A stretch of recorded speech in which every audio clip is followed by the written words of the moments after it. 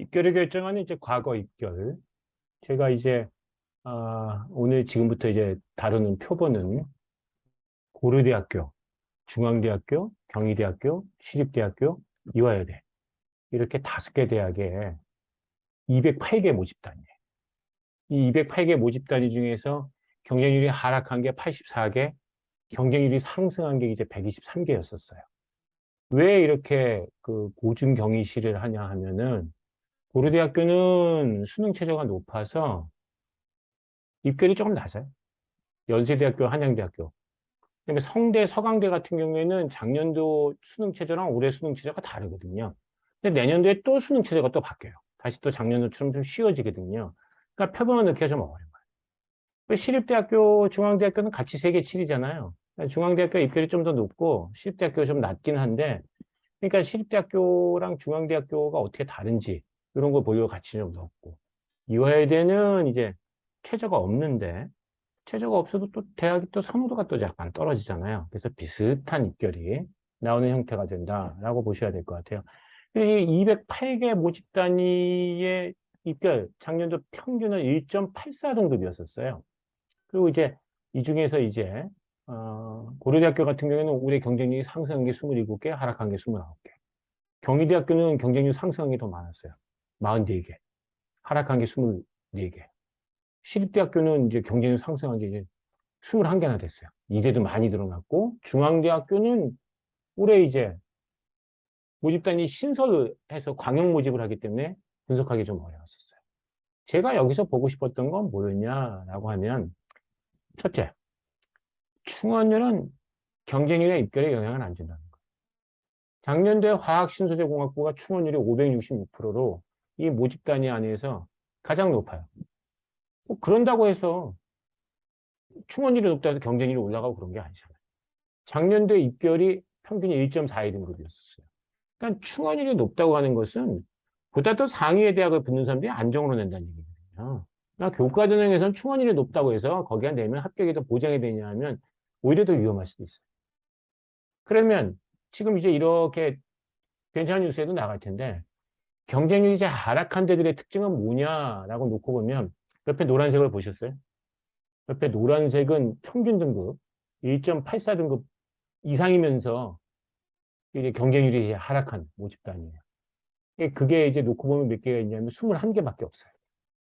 그러면 경쟁률이 상승한 단위들 있잖아요. 여기서부터 따져보면 이게 녹색으로 표시해 놨는데 여기는 이제 66개나 있어요.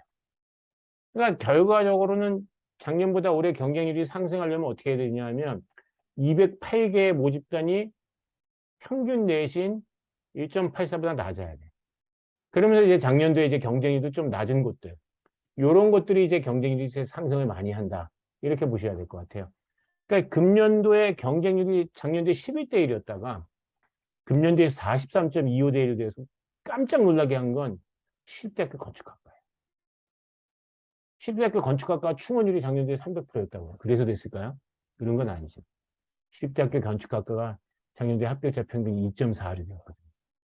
그러니까 시립대학교의 모집 단위를 통틀어서 2등급 바깥쪽에 있는 과들이 많지가 않아요. 2등급 바깥쪽에 있으면 어떻게 돼요?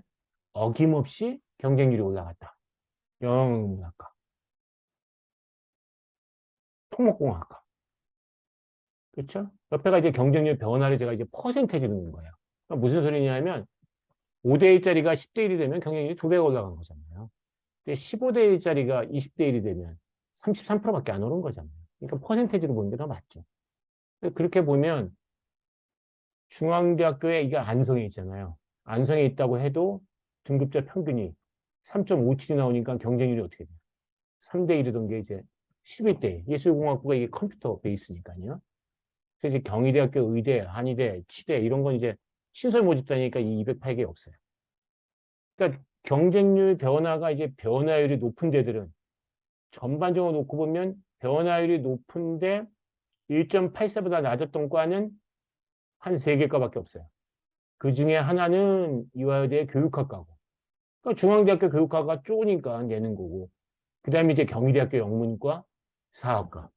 문과 쪽에서 낮춰서 간다고 가서 찾은 데들에서 입결이 높아도 낸 데들이고, 그게 아니면 경쟁률이 이제 72% 이상인 곳들은 대부분 보면 다 1.84 이상. 경쟁률이 이제 30%대 밖에 상승 안 한 데들은 보면 이제 어떻게 돼요? 평균 등급 1.84보다 좀 낮은 것들이 좀 보이죠.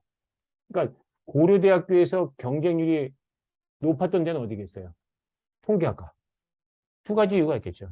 첫째는 자연계열에서 교차 지원하는 부분도 있겠지만 두 번째는 입결 자체가 좀 너무 낮았어요. 입결이 이렇게 낮으니까 한문학과 이렇게 낮으니까 됐다는 거죠. 그러니까 고려대학교 미디어학부를 지원하는 사람들 입장에서는 반가웠겠죠. 경쟁률이 좀 낮으니까 그러니까 작년도에 경쟁이 너무 낮았단 말이에요. 그래서 생각보다 입결이 낮게 형성이 되니까 금년도에 좀 많이 냈어요. 그럼 이제 어떻게 되겠어요? 입결이 많이 좋아지겠죠. 그럼 내년도에 또 주춤하겠죠. 그럼 내년도에 주춤하면 바로 또 경쟁률이 떨어지고 입결도 바로 떨어지냐면 그러진 않고 그게 한 2년 정도 누적되면 그 다음에 이제 떨어질 가능성이 굉장히 높다. 이렇게 보셔야 될 것 같아요. 그렇죠? 그러니까 고려대학교에서 교과전형에서 경쟁률 높은 데가 어디였어요? 식품공학과. 80% 정도까지 높았다고. 왜 그렇죠? 70%까지 1.87이니까. 지구환경과 식품공학과가 고려대학교에서는 교과전형과 학생부 종합전형을 하드 캐리했다. 이렇게 볼 수 있을 것 같아요. 그러니까 제가 지금 표를 거꾸로 만들었잖아요. 왜냐하면 경쟁률이 가장 많이 하락한 데들은 보면 내신이 1.4, 1.4, 1.5, 1.4, 1.5, 1.5예요. 근데 중앙대, 경희대, 중앙대, 경희대. 야, 중앙대, 경희대도 교과 평균이 1.5등급이 되는구나. 이렇게 되면 어떻게 돼요? 지원을 안 하게 되는 거예요. 그렇게 보셔야 되는 거죠. 그래서 제가 이제 기사에다가도 다시 요거를 좀 풀어서 쓸 텐데 꼼꼼하게 읽어보시면 하락은 208개 모집 단위에서 경쟁률 하락한 건 84개예요. 상승한 건 123개거든요. 1대 1.5 정도밖에 안 돼요. 근데 만약에 1.84를 기준으로 잡아서 하게 되면은 총 87개 모집 단위가 나오는데 하락한 건 21개고 상승한 건 66이에요. 1대 3이 넘어요. 그러니까 결과적으로는 이 전체 모집 단위 안에서 평균 내신보다 낮았을 때도 경쟁률이 하락할 수 있는 부분들도 있어요. 그렇지만 상승할 가능성이 더 높고 도대체 1.84보다 낮았는데 하락한 데는 어디였을까라고 놓고 보면 서울시립대학교의 국제관계학과. 이건 좀 특이한 경우죠. 경희대학교의 지리학과. 경희대학교 수원에 있는 중국어학과. 그렇죠? 그다음에 서울시립대학교의 도시행정학과. 이화여대의 중어중문학과. 고려대학교의 불어국문학. 고려대학교의 가정교육과. 경희대학교의 사회기반 시스템학과. 고려대학교의 서문과. 시립대학교의 철학과. 입결은 낮았는데 지원을 안 한 이유가 뭐겠어요? 과가 마음에 안 들었어요. 그렇죠? 그러니까 교과 전형에서 과가 그럴듯하게 괜찮아 보이는데 전체 그 대학들의 전체 혹은 몇 개의 대학들의 모집 단위의 평균보다 입결이 낮으면 어김없이 경쟁률은 폭등한다. 이렇게 이해하셔야 될 것 같습니다. 자, 그래서 입결을 결정하는 과거 요인 이렇게 208개 모집 단위를 살펴보았습니다. 고맙습니다.